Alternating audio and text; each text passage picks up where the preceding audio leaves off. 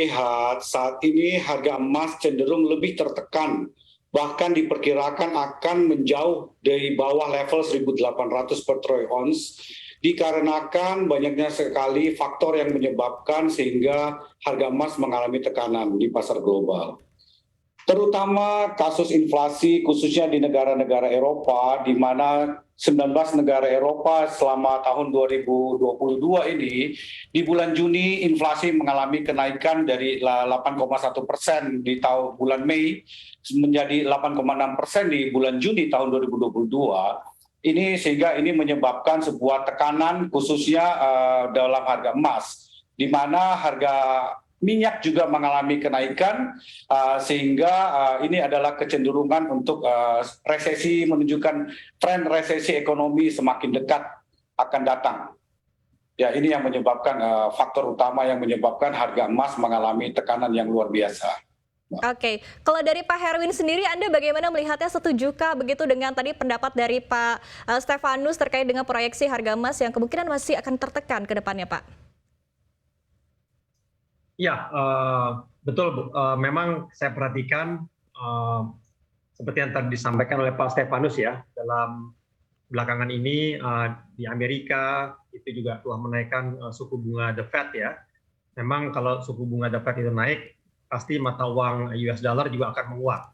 Nah, ini yang menyebabkan banyak orang yang memilih untuk berinvestasi dalam mata uang US dollar ya, ketimbang emas salah satunya.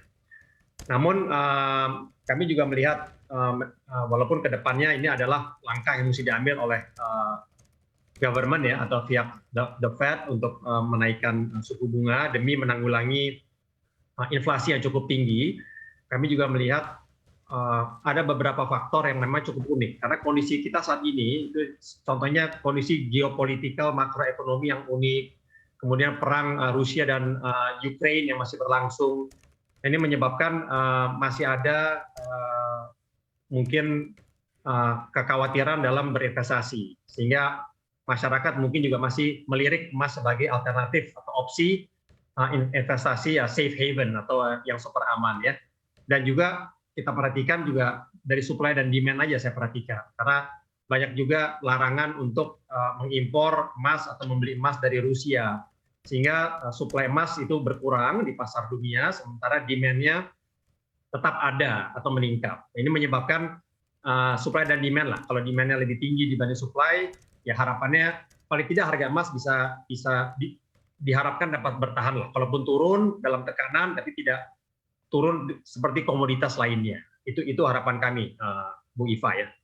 Oke, nah ini menarik kalau kita lihat kan posisi emas dan dolar Amerika Serikat ini merupakan kawan ya, sama-sama safe haven, tapi di satu sisi juga merupakan lawan. Karena pergerakan ini selalu berkebalikan, begitu jika dolar naik, maka emas juga harganya cenderung akan turun biasanya. Nah tapi dari Anda sendiri melihat di tengah kondisi saat ini, begitu emas juga sebagai pelindung nilai dari inflasi versus cash is the king, seperti apa Anda melihatnya begitu kondisinya saat ini untuk prospeknya? Apakah memang tadi sekali lagi dolar ini juga masih berpotensi akan terus menguat, sehingga emas juga masih akan terus menurun? Begitu menurut Anda, Pak Stefanus?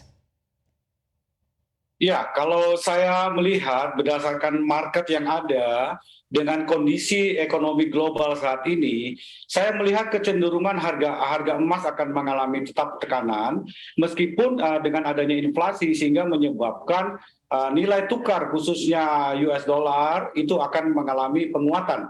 Ya, berbeda dengan kita sudut pandang kalau kita rupiahkan atas investasi emas. Ini harga emas di Indonesia jika dirupiahkan ini akan mengalami sedikit pergerakan yang lebih kecil, itu disebabkan bukan karena harga emas tapi karena nilai tukarnya. Ya, ini adalah menunjukkan bahwa tren emas akan mengalami penurunan di harga internasional, Mbak Syifa. Oke,